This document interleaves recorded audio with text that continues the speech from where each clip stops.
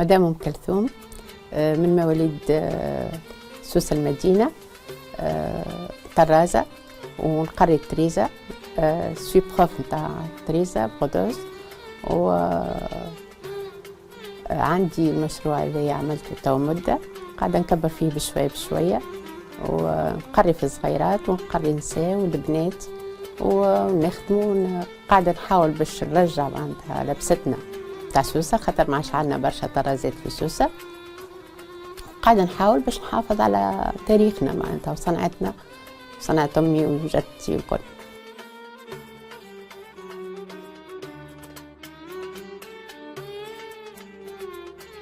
والله من اللي أني صغيرة أمي معناتها خياطة وطرازة، كنت نغزر لها معناتها بتعجبني صنعتها وكل كي تعمل تبادل وتعمل الفروشات وتعمل كل شيء، تطرز تريزة باليد وبالماكينة العربي متاعنا نتاع قبل. كنت نبدا نغزر لها ومغرومة. وقت خذيت السيزيام تاعي توجهت معناتها نقرا خياطة وتريزة، عملت 3 سنين خذيت دبلومي وزدت كملت قريت وتخرجت بروف نتاع تريزة.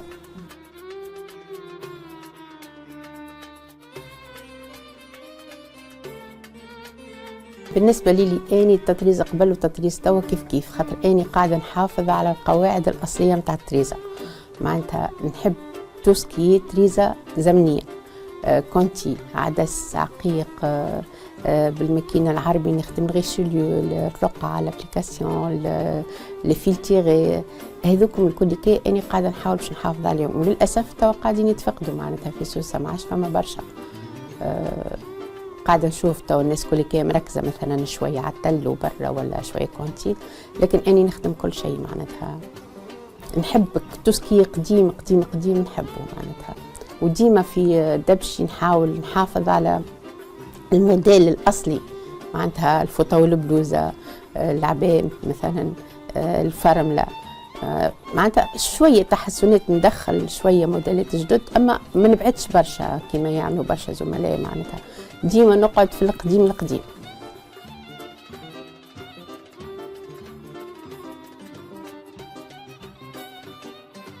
طيب في التطريز إذا كان وحدة فنانة ما هو شيء سعيد، أما فما دي بوان تشد اليد أكثر ويلزمها إتقان أكثر، تو كيما مثلا البرمقلي، كيما اللي في الكيري اللي نقولوا احنا التيال، هذوما حاجات تشد اليد أكثر وفيها فينيسيون معناتها أكثر ويلزمها إتقان، مش النساء الكل تخدمها. هذوما الحاجات اللي صعب شوية تسميو في التريزة. بالنسبة للتريزة بالماكينة بالبيدال، فما الغيشوليو هو صعيب شوية، أو اللي فيه التيغي. هذوما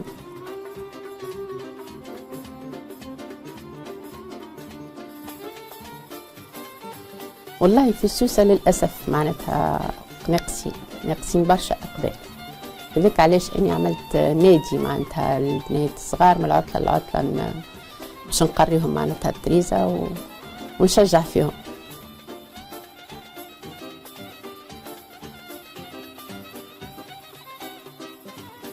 فما إقبال بالطبيعة معناتها، وخاصة تو مثلا في سوسة تجي تقولك نحب لبسة سوسة،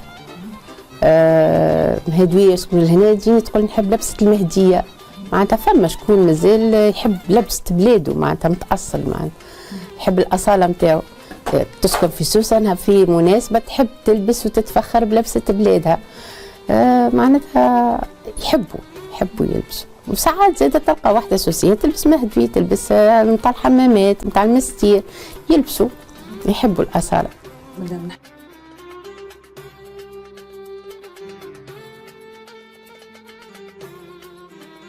والله الحاجة اللي تخلي معناتها توا بنات تو ما تحبش التريزة هي الركشة.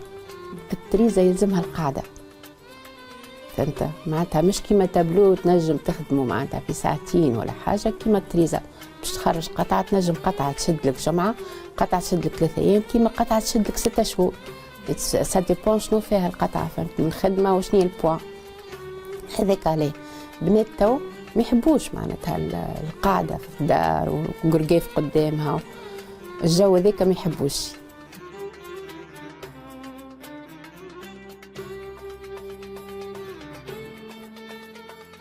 والله بريسك هما لي بوان يشبهوا لبعضهم، عندنا الكونتين، عندنا التل، عندنا القعدس والعقيق هذوما هما تو كيما في سوسه، كيما في المستير، كيما في المهديه، كيما في الحمامات بريسك نفس لي بوان. شنو تختلف؟ مثلا نشوفوا في المهديه يركزوا برشا على الكونتيل، احنا في سوسه هنا فما حاجات كونتيل وفما حاجات بالتل اكثر. بالنسبه زاد المستير يخدموا تل وعدس اكثر. كل شيره شنو، اما نفس البرودوي هما اللي يخدموا به معناتها.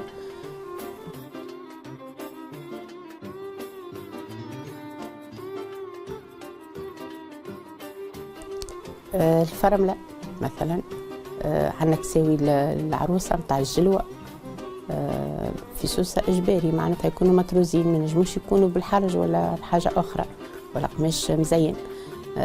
كيما القفطان اللكحل تتجلى به، كيما القماجه الصفراء، كيما الكسوه التونسي، كسوه لوشي يلزمهم يكونوا مطروزين.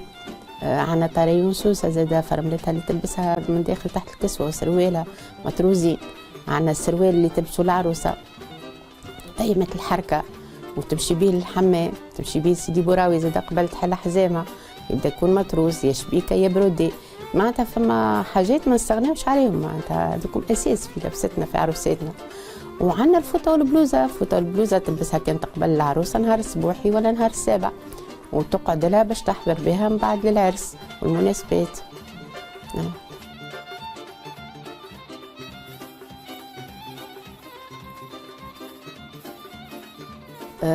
انت والقطعه فيها خدمه، ديما نقولوا انت والقطعه، كيما مش كيما تخدم مثلا قمجه نتاع عروسه ولا قفطان تتجلى بيه، كيما باش تخدم فوطه وبلوزه.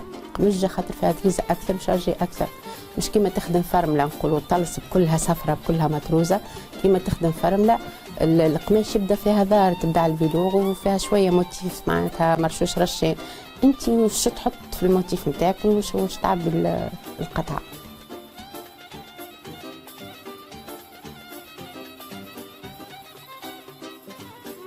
في السيكان، في السبابط، في كل بلاصه. صحيح هي حاجه باهيه معناتها واحد ويخدموا بها معناتها الحرفيين والحرفيات. يعني كي راها هكاك نفرح معناتها صباط تو يبدا متروز وتتجلى به العروسه تبع قفطان على كحل يبدا حلو زاده. علاش لا؟ مخير ولا تاخذ صندال معناتها حاضر دوغي ولا بالعكس حاجه معناتها هي ساعه تخدم شكون زيدون بلوس حاجه هذيك نتاعنا نتاع تراثنا معناتها حاجه حلوه برشا تشوف فيها.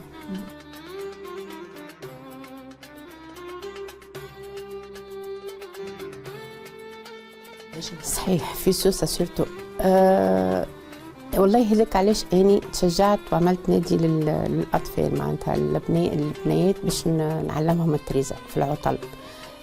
ما فيها باس كي تبدا بنيه تطلع معلمه ولا استاذه ولا طبيبه ولا وتكون تعرف التريزه. راها اني معناتها ماشي عيب.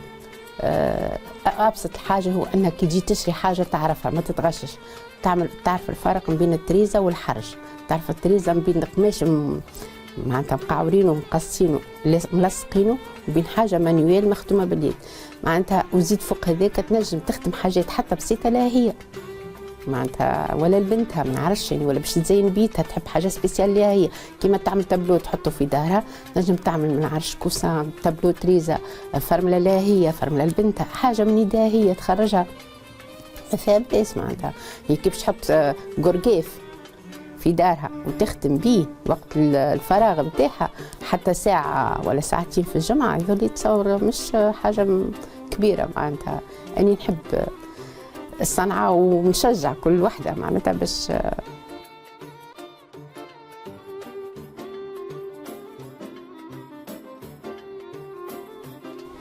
والله مثلا كما عندنا الكونتيل الباهي يوصل توا السوم نتاعو 1,400,000 معناتها غالي ما عادش يقدروا عليه. بورتون قاعدين يجيبوا لنا في كونتيل من الجزائر رخيص 180 دينار شكون ما يشريش. الحاجه الاخرى هو انه الكونتيل هذا تجيبوا فيه من الجزائر مثلا ما يكحالش يقعد ديما اصفر يعيش اكثر. الكونتيل الغالي يكحل علاش؟ خاطر على الفضه اللي محافظين على الاصاله.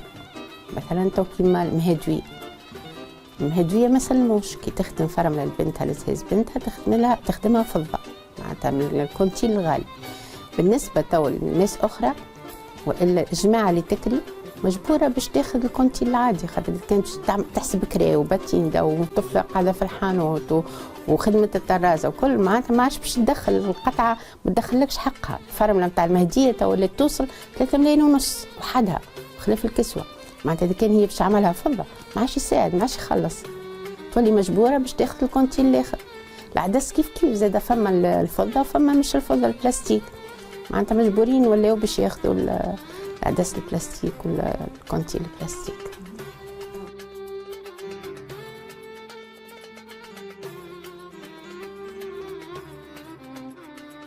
تقريبا تاع الجلوه. تاع الجلوه. كسوة الجلوه تتكلف في دور تقريبا توا وقت الحالي 3 ملايين. تكلف في دور تقريبا 3 ملايين. تاكل برشا سلعه، عدس وعقيق، عدس وكونتيل، وتتكلف في دور 3 ملايين. بالنسبه لليد العامه قداش تقعد تخدم فيها؟ تشد اليد قفطان وحده يشد تقريبا 3 شهور، هيك شهرين ونص، انت واش تقعد عليه وقت.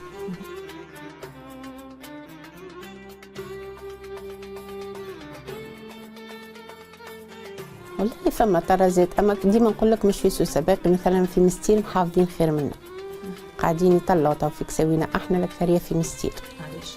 خاطر ماش عندنا طرازات في سوسه، ماش عندنا طرازات، قاعدين يطرزوا في كساوي نتاعنا نتاع جلوه في مستير وشيرة مستير بن حسان غادي وجمال وكل.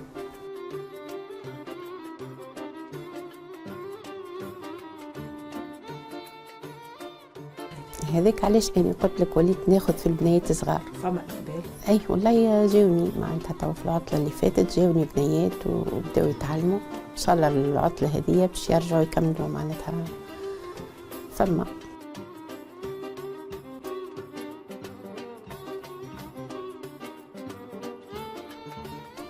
احنا في سوسه لبستنا معناتها اللي تحضر بها الحضاره فوطه وبلوزه. فوطه وبلوزه وتلبس تحت منها السروال العربي قبل اللي هو الشبيكه ولا البرودي، وبالنسبه للمستير يلبسوا العباء اللي هو متكون من سروال عربي زاد ابيض وفوق منه فوطه تبدا مسبعه، ويلبسوا السوريه البيضاء والحساره والفرمه. الحساره تبدا متروسه زاد بالتل والعدس والفرمه، والتاقيه نتاعو هذه لبسه المستير. المهديه يلبسوا القمجه بالنوار سميوها، تبدا فيها حرج حرير، ويلبسوا الفرمله الفضه، ويلبسوا عندهم المحرمه الحرير متروسه بالتل، وعندهم العباية الحرير زاده غالي برشا، وعندهم الحزام الحرير، وعندهم العصابه. المهديه غنيه برشا لبستهم وثريه برشا.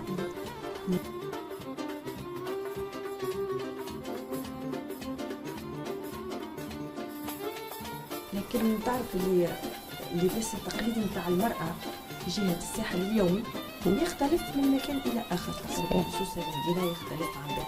شنو أبرز الخصائص نتاعو تقريبا اللباس اليومي نتاع المرأة في سوسة نتاع أمك وجدتي وجدتك اللي كانوا قبل ديما موجود عليها ويحافظوا عليه ويلبسوا كما تو كيما اني جدتي اللي هي حبيبتي ام امي ولا ام بابا كانوا يلبسوا الفوطه والبلوزه في السليان والسروال العربي، وتريكو يقولوا القمازونه مريول الفضيله، تلبس تلقاها مريول الفضيله وفوق منه الحساره والسروال العربي من الوطه وفوق منه الفوطه. هذيك لبستهم كل يوم يومي، ومتاع المناسبات تبدا هذيك خاصه. نتاع المناسبات زاد فوطه وبلوزه لكن تبدا مطروزه، يصير الايام يعملوها مش مطروزه، يبدا قماش مزيان وبرا فهمتني يعملوا السروال، اما السروال العربي يقعد ديما مطروس، خاطر كان قبل يطرزوا حدهم سراولهم تاع حتى كل يوم يبداو مطروزين، قبل الشبيكه تلقاها ولا برودي وتلقاها لابسه فوطه وبلوزه نتاع كل يوم. وبالنسبه في المناسبات تبدا عاد فوطه سبيسيال هذيك تبدا مطروزه هي وبوستوها نعم.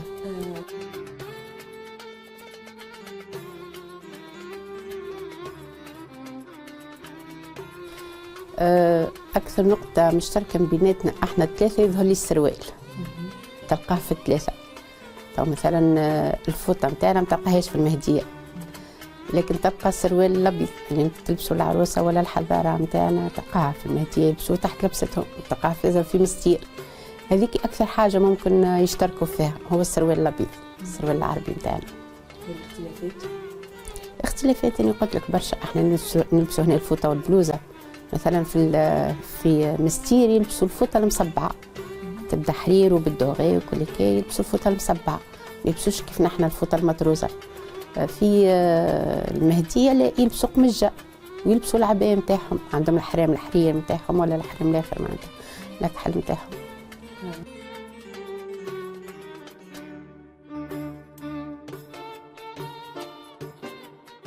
لا هو توا التقليدي ما تنجمش تلبسه كل يوم بالطبيعه، لكن فما التقليدي المعاصر قاعدين معناتها يطوروا فيه، يعملوا فيه حاجات، في كابات يدخلوا فيهم شويه تريزه، سواء كان بخيط الحرير ولا بشويه كونتيل، ولا قاعدين يدخلوا معناتها في برشا حاجات، حتى في سيكان، في بلوزونات نشوفوا فيهم، حتى في الدنجري، في برشا حاجات قاعدين يدخلوا في التريزه معناتها.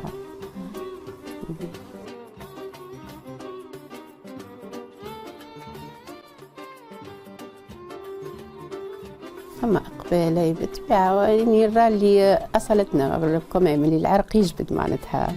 التوكيات تشوف أختها باش تعرس وبنت خالتها لبست في عرس أختها وصحابها لبسوا وكل كي، تولي حتى هي اوتوماتيكمون تحب تتبع معناتها، تحب تعمل كيفهم، تحب وزيد لبستنا مزيانه. راهو اللي يلبسها معناتها كي تشوف شكون لبسها تقتنع انت زاده باش تلبس.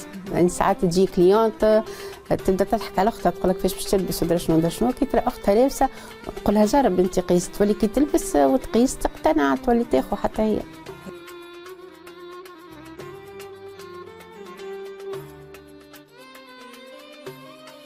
صحيح بالطبيعه خرجت ونجحت لبستنا تقليديه لبرا. نشوفوا ابسط حاجه الجزائر بجنبنا، الجزائر معناتها بلاد التريزه اكثر من تونس، وعندهم ما شاء الله بحر كبير، عندهم تريزه روعه غادي كي، ورغم ذلك يقبلوا على الفوطه والبلوزه نتاعنا، ويقبلوا على الفرمله وكل كي.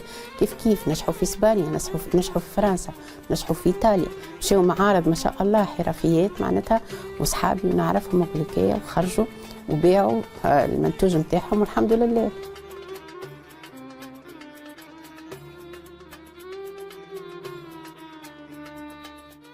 والله كيفاش باش تقعد، دعوة لكم انتم مثلا تعرفونا بالتريزة وتعملوا لنا نعرفش تشجعوا باش البنات تجي تتعلم، باش الصغار تجي تتعلم، تعملوا حصص معناتها كيفاش المرأة تطرز، كيفاش فما فرق في لي بوان في الخدمة، بالتريزة بالماكينة، التريزة باليد شنية، معناتها لازم نعرفوا بتريزتنا باش العباد تحبها، لازم هكاك، لازم تشجيع.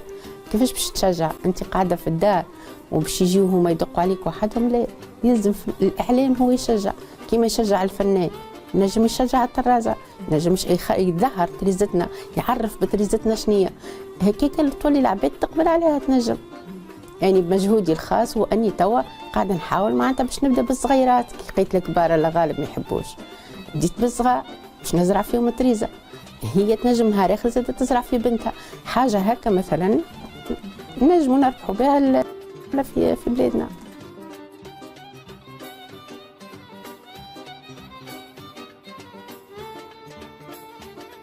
والله اني في كل تظاهره ينادوني ما نبخلش، ساعات حتى نسمع فما خرجت سوسه من غير ما يقولوا لي نلبس بنيات ونمشي وحدي، معناتها وحدي باش نعرف لبسة سوسه، خاطر راه في الخرجات مثلا يبداو لابسين برشا لبسات سوسه لا مش موجوده، يعني نحاول باش نلبس بناتي وبنات صحابي وكل كي وصاحباتي وكل كي نلبسهم حايك سوسه، سفساري سوسه، الفوطه والبلوزه، معناتها سروالنا العربي مريو الفضيله، فرملتنا الزمنيه اللي ما عادش موجوده زاده توا الطلس، الكل هذوك الكل نحاول ديما باش نلبسهم في الخرجات. كيف هكا يستدعوني مثلا فما مناسبه في متحف ولا في حاجه نلبس ونهز لبني، هذا المجهود اني وحدي بالطبيعه ما يشجع فيا حد، كي نسمع فما حاجه نلبس ونهز لبنات باش نعرف بمنتوجنا ولبستنا السوسيه.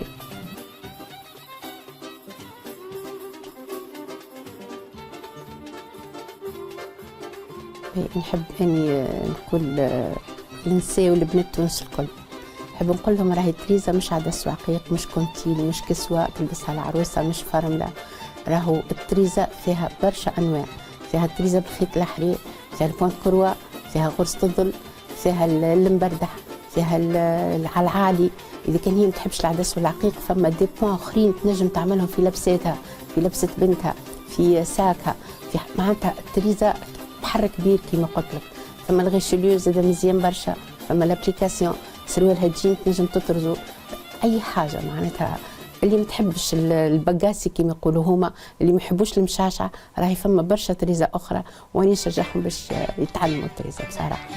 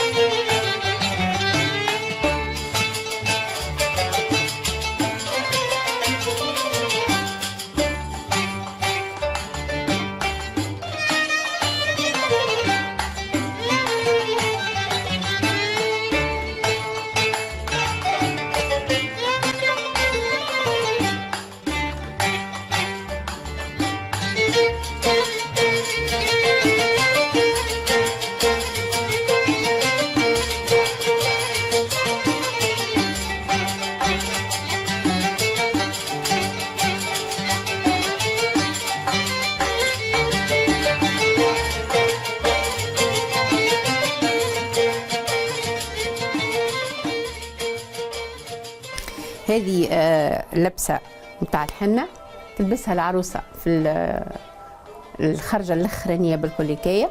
كسوه تونسي، كابوس غارق بالسروال، زرنيه قديمه تلبسها اخر الحنه نتاعنا عروستنا في سوسه وتتصدر بها ويرشقوا عليها الفلوس وتبدا قاعده وتعلل عليها العروسه. اخر كسوه دي تتلبس السروال العربي، كابوس الغارق، البوستو، وعنا التقيه.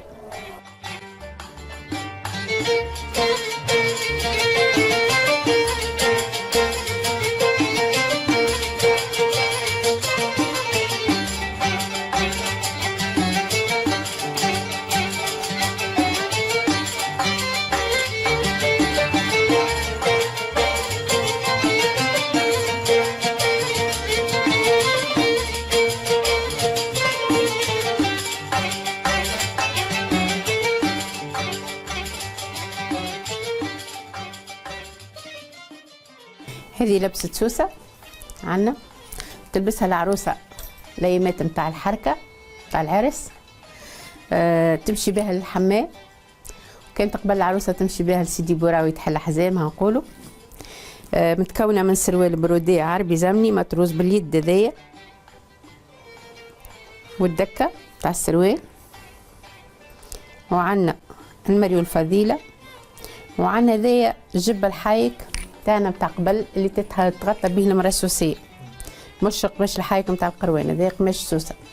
وعنا الفولارة التونسية معروفة بها زادة تلبسها باش تغطي شعرها خاطر ما يقعدش شعرها عريان.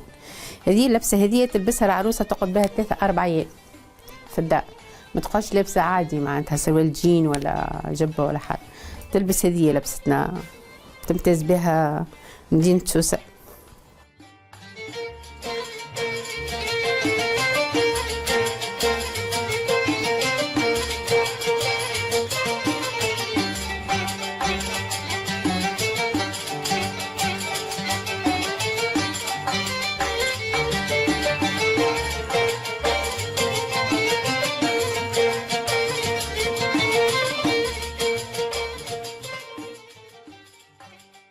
هذه كسوة كانت تلبسها العروسة قبل في الحنة الصغيرة في سوسة. تمتاز بالفرملة هذه اللي هي عدس وكونتي، فرملة نقولوا طلس مطروزة بكلها خاطر القماش كل ما يظهرش. هذه تلبسها العروسة في الحنة الصغيرة مع المريو الفضيلة أو السروال الشبيكة. هذا ديما السروال الشبيكة نتاعنا زمني يتخدم باليد على المخدة، يخدموه نساء قبل في الدار. هذوما تلبسهم قبل العروسه في الحنه الصغيره نتاعها، كي تنحي الجبه الحايك تلبس الفرمله هذيا.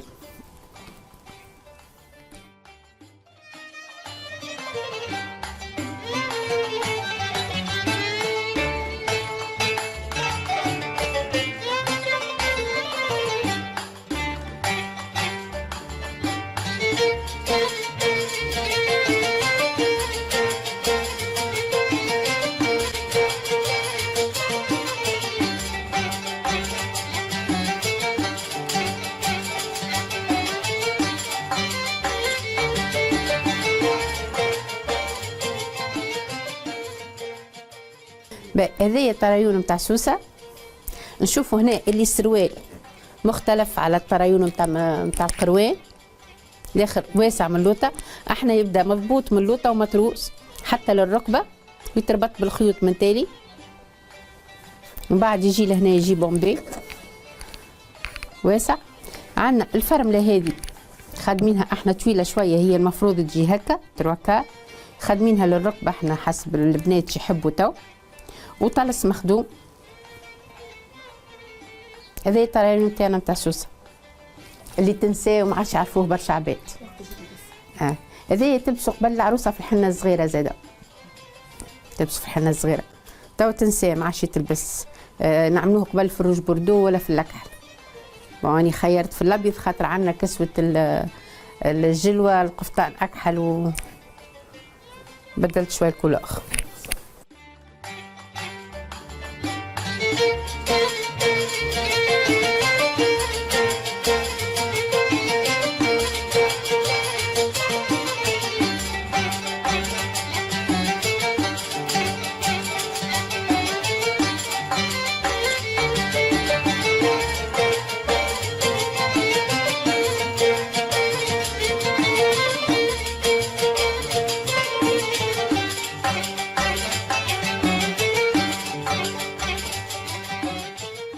عندنا هذه قماشة النوار نتاع المهدية، تتكون من النوار هذايا، وعندنا الحرج هذايا حرير، وعندنا هذه تريزة باليد مانويل بخيط الحرير الأكحل. فوق منها الفرملة هذه فضة، كونتيل فضة وعدس فضة مخدوم على المبر. عندهم زادة حزام الحرير هذايا يجي كبير برشا طويل عريض 3 فلقات، هذا تتلف به المراه فوق الحرامه نتاعها.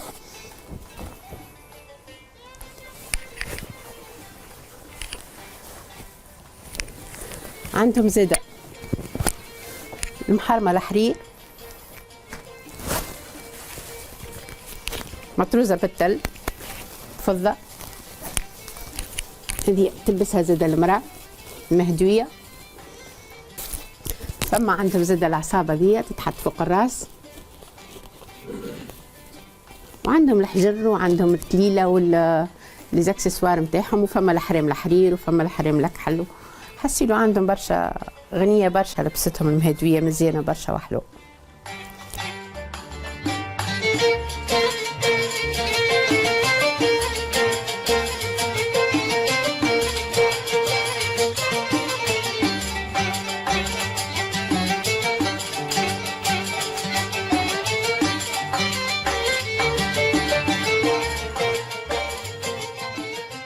هذايا عندنا عبال مستير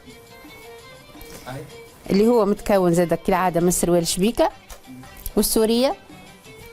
عندنا الفوطه هذه اللي مصبعه على حرير مصبعه بالدوري. عندنا من داخل الحصاره هذه مطروزه عدس وتل، فوق منها تجي الفرمله القصيره هذيا كيف كيف مطروزه عدس وتل. وعندهم التقيه نتاعهم تابع العباء، هذه العباء المساتريه تجي الحصاره والعباء والحصاره والفرمله والتقيه مطروزين، والفوطه تجي هكا تجي حرير ومطروزه ومصبعه بالدوغي، وتحت منها السروال والسوري.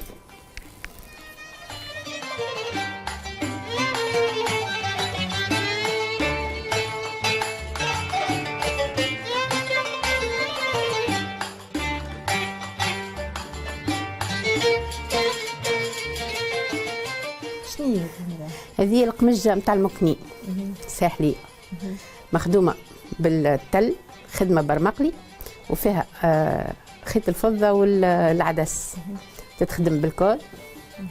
هذا الكول زاد كيف كيف، وذوما الكعابر نتاعها فضة. وهذه القفية، القفية هذه مخدومة بالتل، تحطها العروس على راسها في المكنين. هذه نتاع المكنين. تلبسها نهار الحنة؟ اي نهار الحنة نتاعهم.